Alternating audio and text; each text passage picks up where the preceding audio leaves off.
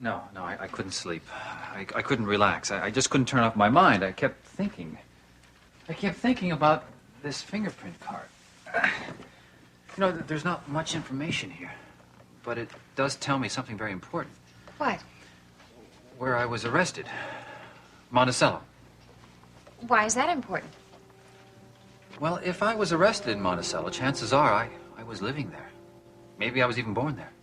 Why is that so important?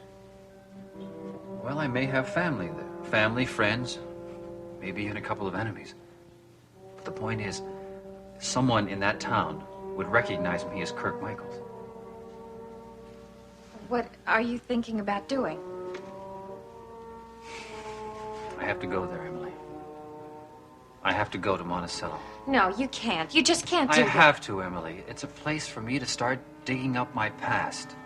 But you know who you are now. You have absolute proof. I know my name. I know a couple of months of my past, but that's not enough. Emily, there's a 10-year chunk of my life I have to come up with. Kirk, this is madness. It's not doing you or anyone else any good. Besides, you're not well enough to go anywhere. That's true. You're just out of a sickbed. That leg of yours isn't healed yet. Well, if I can manage to get around this house, all right, I can be all right in the city. To do what? Accomplish what? I don't know. Just being there maybe will be enough to jog my memory, to bring me back to where I used to be. But are you sure you should go back? Kirk, where you used to be could be a terrible place. Remember what Dr. Wellman said about the trauma that brought on this condition? Well, yeah, but I don't even know what that trauma was. But what if it turns out to be something awful? Don't you see, Kirk?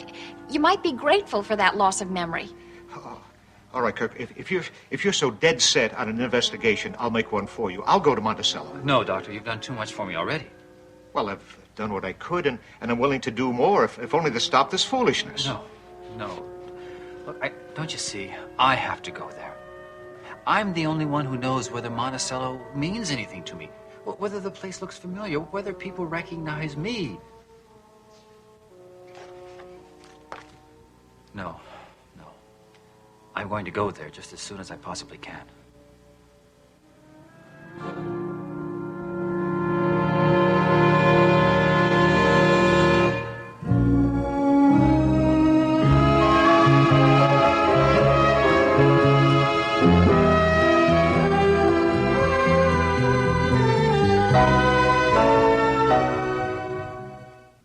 Yes, it may be a waste of time, but for Pete's sake, what else have I got but time? Kirk, just because you were arrested in Monticello doesn't necessarily mean that you lived there. That's right. You could have been born somewhere else and then never returned to Monticello after your arrest. But it'll give me a chance to get evidence of my existence. I could find maybe a birth certificate, school records. Well, from what my wife told me about you, there wasn't much schooling. What did your wife tell you? Doctor, do you remember anything? The names of the institutions, anything? I'm sorry, Kirk. I don't know any details about your childhood. Teresa simply never told me any facts about you. Her attitude was just to let you start a brand new, better beginning. Isn't that still the best idea, Kirk? Yeah, I do want a brand new beginning. But I can't create one without a past. It's like building a house on sand. But you have your identity. Yeah, and I'm grateful for that, believe me. I can't let you do this, Kirk. No, I'm not speaking as your father-in-law, but as your doctor. Look, Doctor, I'm not going to endanger my health. No, but there are other dangers out there. Yeah, I know. You told me that the police may be looking for me. Yes, you've said yourself that you've had uneasy feelings about that. Doctor, I said I'll be careful. But why take the risk? Emily, I'm not going to run up and down the street screaming, "Hey, I'm Kirk Michaels, do you know me?" I said I'd be careful. I could take a small room in an out-of-the-way hotel. I could make discreet inquiries. But what if someone does recognize you? But that's the point. I want them to recognize me. Maybe the right person will recognize me. Yes, or maybe somebody could end your freedom. Don't you realize that possibility, too?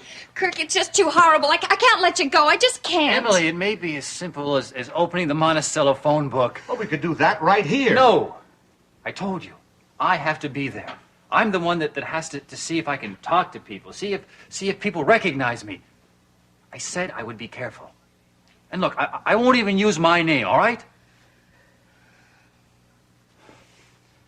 The way I see it now, there is only one problem. What? I'm going to have to eat, have to have a place to stay. I don't have any money. I need to ask you for a loan, Doctor. Alone.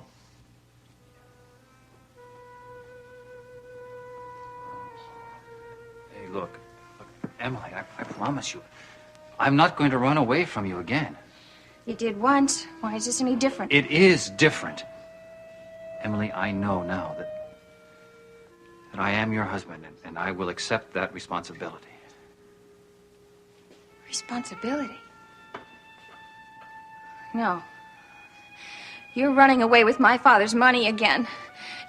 You're running away from me. No, Emily, that's not true. Yes. Yes, all this talk about you're finding yourself in Monticello, it's just an excuse. You want to get away from me. No, Emily. No, you're sorry you came back and found out that you're married to the wrong woman, the woman that you don't love. Emily, if I can create my past, then maybe I can be the kind of husband you want me to be. All right, look. Emily, if you and your father aren't going to help me, then I'll go and do it by myself.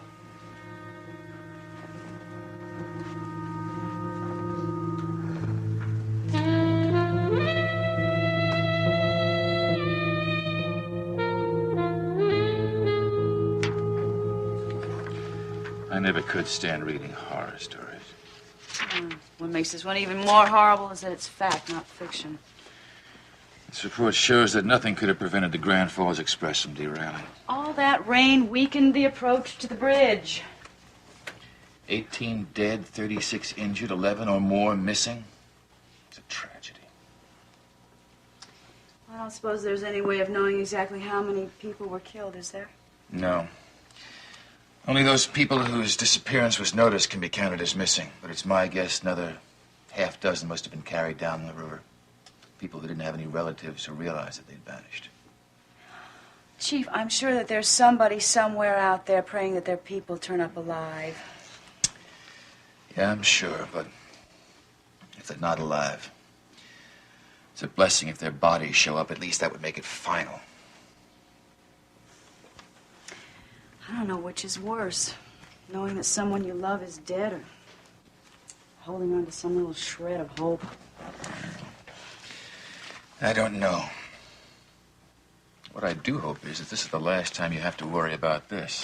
I don't know if you're aware of it or not, Detective, but your reaction to this case has spilled over into your day-to-day effectiveness around here. I'm sorry. It wasn't intentional. I don't know, maybe I have lost some enthusiasm for my job. I think you need some kind of a tonic. I think you need a change of pace. Don't tell me. You're not going to volunteer me for some school crossing guard duty, are you? No. You're a little bit more valuable to me than that. When's the last time you've been out of town? Well, not since snow's on the ground. How'd But you I'm not scheduled for vacation until August. How'd you like to do some traveling, compliments of the Monticello PD? What do you have in mind? I'd like you to consider accepting a case that might carry you out west for a couple of months. This case, right here.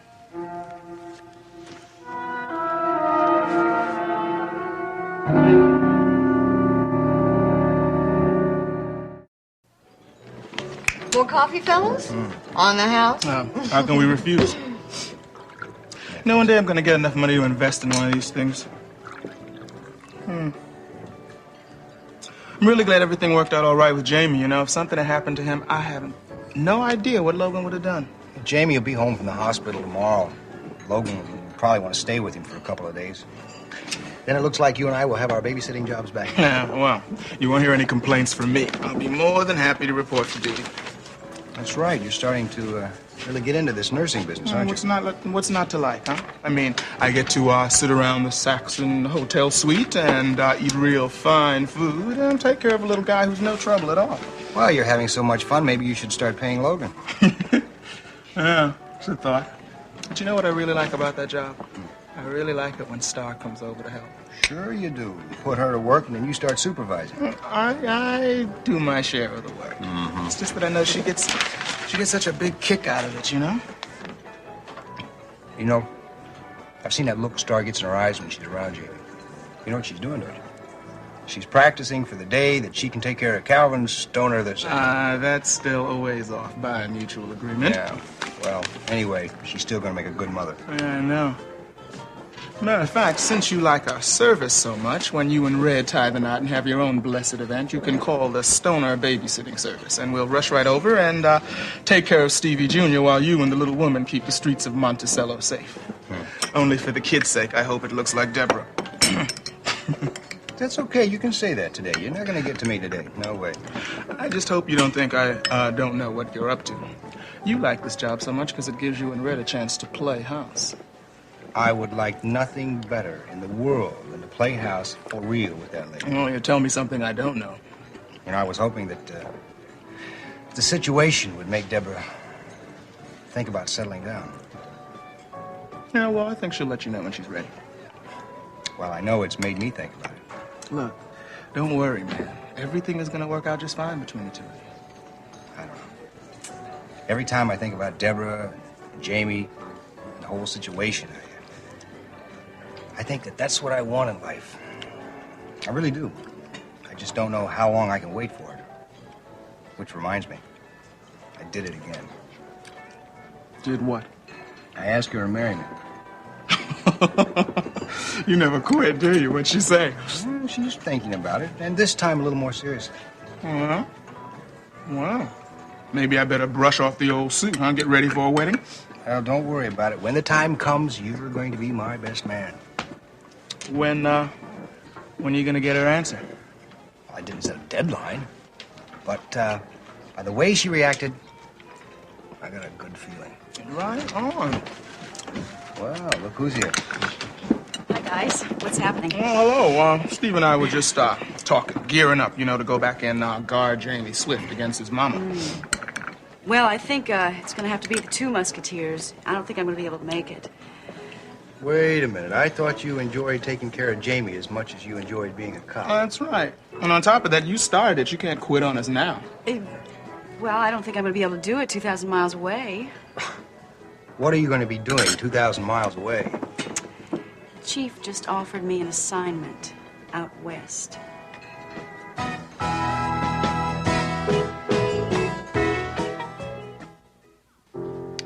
Oh, April, I'm sorry that your first night back at Oakdale was so unpleasant. Yeah. Well, no, that doesn't mean that you have to, well, that you must stay there, but don't you think you might hold off putting it up for sale? No, I just mean you might change your mind. Oh, really? Well, when will you move into the apartment? Oh, I see. Well, you know, your being in Monticello will make it easier for us to see each other more often. Right. April, can I call you back? I think Mike is home from the airport. He just went to bring our nephew in.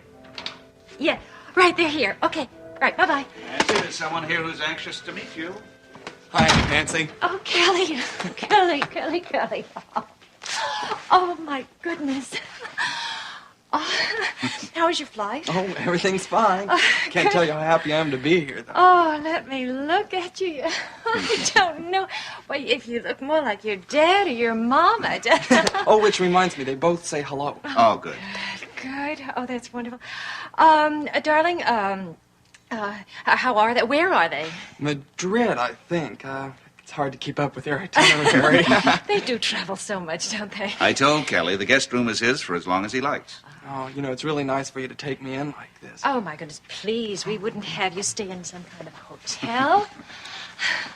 Oh, would you like something to eat or a drink? No, I'm fine. If you want to unpack, I'll show you where the guest room is. Hey, it sounds like a great idea. Is that okay with you? Sure, absolutely, but you better be prepared for a long conversation at dinner time. I don't know that there's that much to tell. Incidentally, Nancy's invited your grandfather to join us this evening. Grandpa Joe? Oh, yes. He is so excited to meet you. He'll be here as soon as he can get away from the paper. Now, wait, not another minute can go by. Kelly, you said that your stage name is McGrath. Yeah, well, I just think it has a catchier sound than Kelly Pollock, that's all. So you are in show business? Well, hope to be. That's why I came to Monticello. Get started. See if I'm good enough. Kelly hopes to get enough experience here so he's ready to tackle New York or Hollywood. We'll see. My legion of faithful fans is yet to be formed. Well, I gather then that you're an aspiring actor. Oh, no, nothing like that. Why not? I think you're good looking enough to be one. Oh, no, and I couldn't stand up in front of those people. No way. Well, now, offhand, I can't think of any kind of performing that doesn't call for an audience. Well, I work in front of an audience. I just don't have to face them. Oh, you've lost me. Let me show you. Huh? Just a second in my suitcase here. Don't look. Don't look. All right. Hello, Aunt Nancy. Hello, Uncle Mike. My little friend here does the talking for me.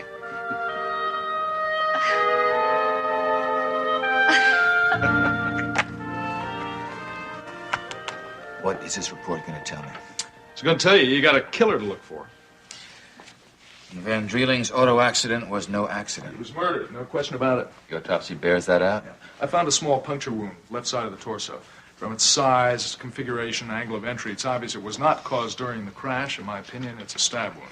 So the crash was just staged to cover up the real cause of death. Van Drieling was dead when the crash occurred. Thank you, Miles, for confirming my suspicions. Somebody went to an awful lot of trouble to cover up his tracks. This was a well-planned execution done by professionals. I guess Van Drieling had made quite a lot of enemies lately, hadn't he? Any honest politician who takes a stand against organized crime is going to have some enemies, yeah? Now, I was told that he was on his way to a news conference where he was going to divulge the names of certain local politicians who were supposed to be in the mob's pocket. That's what made this crash even more suspect. Yeah. Well, do you have any leads? I've got a feeling the trail's going to take me out to Tucson, Arizona. Well, that's where Van Drieling's from. Mm-hmm. He was only in town for a couple of hours before the hit was made. That's why I feel it had to be planned out west. I wouldn't even be surprised if the killer came in on the same flight he did. You contacted the Tucson police? Yeah, we're going to work together on this. They've asked me to send a detective out there to act as a liaison. Sunny Arizona. I think you'll have some volunteers, won't you? Well, I'm considering a couple right now. I haven't decided exactly yet who goes. Well, listen, let me know how this investigation turns out. I will. Miles, wait a minute. Let me ask you. What's it like being Monticello's top forensic detective and having a practice on the side? Some of the days are fairly busy, but I think I'm managing some kind of a happy balance. Well, the hectic pace must agree with you. You're looking good. I feel good. And Nicole and I are pretty much back to normal. That makes a big difference. Oh, that's great. I'm glad to hear that. You know, as a matter of fact, the Kavanaughs haven't seen the chief of police socially for quite a while, have they? Well, we've all been a little busy lately. Why don't we renew the friendship? I'd like that. Well, why don't we get together for dinner real soon? Good. I imagine I'd be able to talk Nicole into whipping up one of her super meals. Nicole works hard enough all day long without having to come home at night and slave over a hot stove, so why don't you let me take you two out to dinner? Why don't we make it a foursome? A foursome? Ah, you mean to say you haven't been tucked away behind that desk all the time, huh? Is it anybody special? Well, I've got a few numbers. My little book. I'll bet you have. All right, listen, I got to get back to my office. As soon as you make the arrangements, let me know. I'll be looking forward to it. I'll talk to you soon. Bye. A few numbers. I don't know about that. Sam Sicilian Pizza, Sutton Cleaners. Raven Swift.